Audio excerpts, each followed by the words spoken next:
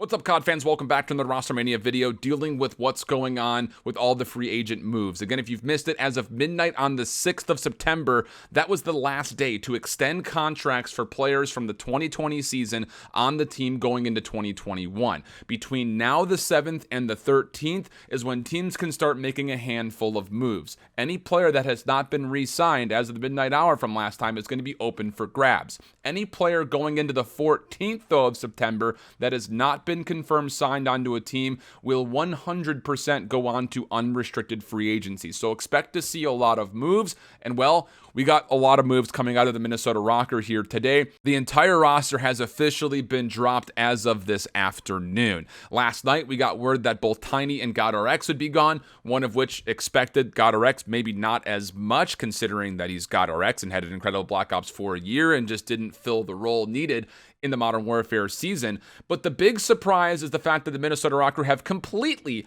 cleaned up shop. So we can officially now confirm that Exceed, Assault, Alex, Silly, and Asim will no longer be represented in Minnesota Rokkr, as they are all listed as unrestricted free agents going into the 2021 year at the moment. And now all of a sudden, the pool of players that are out there is absolutely incredible. Over the last 2 days, the Seattle Surge has completely decimated their roster with the exception of Octane. The Toronto Ultra have completely decimated their roster with the exception of them having signed Cammy and Kleenex, and we're still awaiting word on methods and bans. But the Los Angeles Guerrillas as well take care of everyone from the roster with the exception of Vivid. Now the Minnesota Rokkr as well.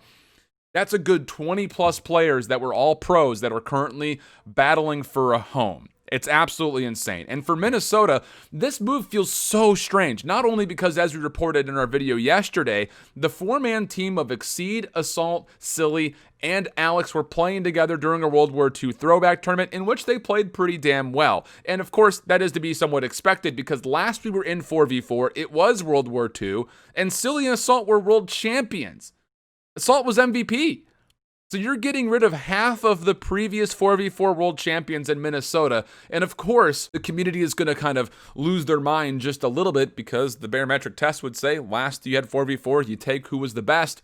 Silly and Assault, technically speaking, were the best after they won the world championship with Aches and Apathy. So now all of a sudden, what do you do if you're Minnesota? We've obviously gotten a lot of word on what's going on with teams like Atlanta and Chicago and Dallas, even teams like Seattle and New York. And of course, having 2 players signed in Toronto, things are looking a bit likely. Beyond that, it's looking like a 100 Thieves reunion party in Optic Gaming. If you've missed any of those moves, I talked about it in pretty good detail in my previous video. I'll put it in a little blip right up there top left for you to go check out in case you missed that. But where do you go from here if you're teams like Minnesota, Paris, Los Angeles Guerrillas, or London?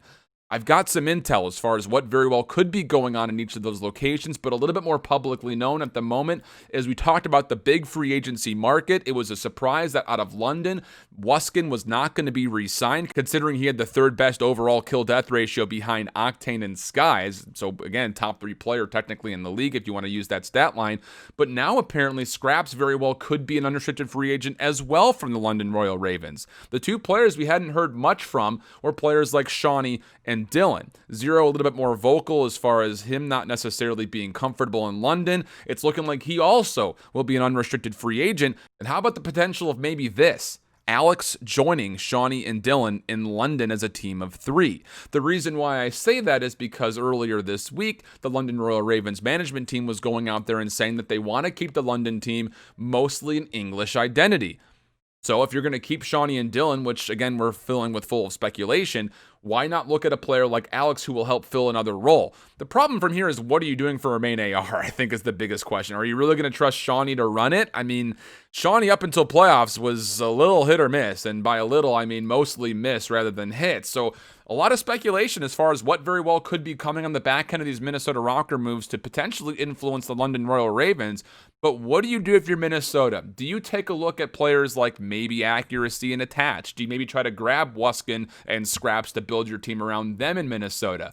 A lot of things could still happen. There's a ton of players that are out there, and let's be honest, here's the dire news. Most of those players are not going to see a starting roster going from 2020 into 2021 with everything going down to 4v4. So the panic is absolutely going to start taking over. Coming up this week, and maybe just tomorrow, I've got intel on what's going on in the Paris Legion.